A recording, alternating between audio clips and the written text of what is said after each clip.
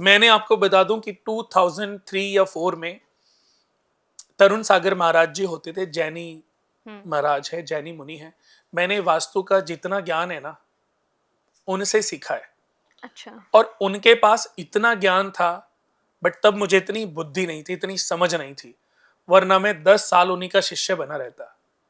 तो आज पता नहीं कि मेरे अंदर कितना, पर मैं कहता हूं आज भी मैंने नहीं बोला उनको कि मुझे आपको गुरु बनाना है, उन्होंने बोला कि तुम कुछ दिन मेरे पास रहो।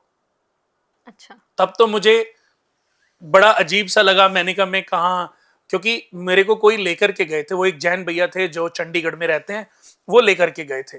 अब जब उन्होंने बोला तो उन्होंने भी बोला कि ये हमारे बहुत बड़े गुरु हैं और इनका बहुत नाम है, बहुत फेम है। तरुण सागर जी के बारे में आज उसी साल जब चौमासा आता है ना, जब बारिश होती है, तो वो जहां पर होते हैं वहीं रुक जाते हैं। उसके बाद जब तक वो क्यों रुकते हैं, क्योंकि जैन मुनि, आप देखोगे जब जैन मुनि चलते हैं ना तो आगे लोग ना झाड़ू लगाते चलते हैं, वो उनके नीचे कोई कीड़ा ना आ जाए, वो मोक्ष के रास्ते पर है, वो मुक्ति के मार्ग पर है। तो उनके आने वाले रास्ते में उनके पांव के नीचे से भी कोई कीड़ा ना आ जाए, इसलिए वो रास्ते को साफ करा के चलते हैं।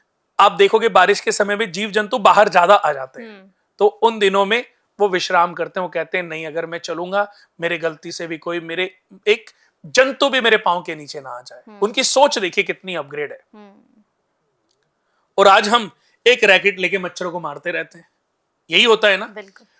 ऐसे ही जब वो खाना खाते हैं, उनके खाना खाने का एक टाइम होता है, जब खाना खाते हैं तो इस तरीके से हाथ रखते हैं, और जो खिलाने वाले लोग होते हैं वो उनकी हथेली में खाना रखते हैं, और वो खाने को इस तरीके से चेक करते हैं कि इसके अंदर कुछ जीव जंतु, कोई मच्छर, कुछ ऐसा ना हो कि जिससे मेरा जो ये जन्म है, वो जो मैंने मुक्ति का मार्ग अपनाया है, उसमें कोई कमी रह जाए।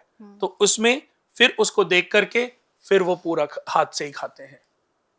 अब देखिए कि कितना अपग्रेड सोच है। मैंने जैन धर्म में बहुत सारी बुक्स पढ़ी हैं, और वाकई बहुत अद्भुत ज्ञान इस धर्म के अंदर भी है। आपको मैं बता दूं कि जो आगे आने वाले 24 तीर्थंकर होंगे ना, वो भी जैन धर्म में ऑलरेडी लोगों को पता है। अच्छा। बहुत जो महापुरुष लोग हैं उनको पता है। रावण को भी जैन धर्म में मुक्ति मिलेगी, ये भी वर्णित है।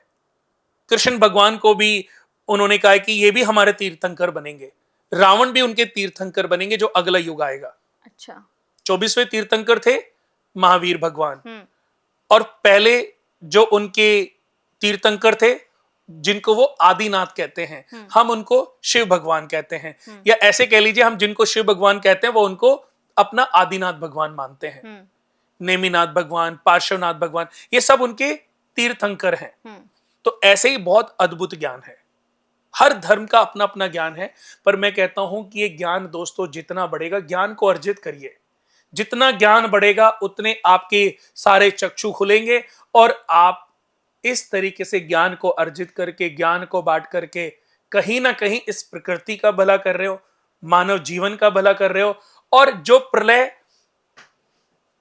100 साल में होगी ना, वो प्रलय का समय 100 साल से 150 साल हो जाएगा।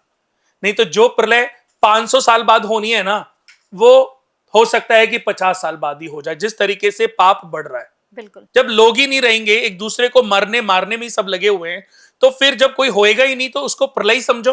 बिल्कुल। ईश्वर ने मनुष्य को इसलिए नहीं बनाया कि आपस में लड़ मरो। ईश्वर ने मनुष्य को बनाने के पीछे ईश्वर की सोच बहुत अद्भुत थी। उसके पीछे अच्छे विचार थे, ये सोच करके मनुष्य का निर्माण किया। लेकिन मनुष्य तो पता नहीं अपनी किस सोच में लगा है।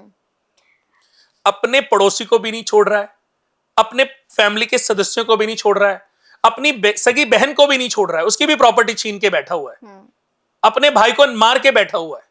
ऐसे कितने सारे उदाहरण आपको देखने को मिलेंगे। आपने सारे ग्रह तो अपने आप ही खराब कर लिए ना।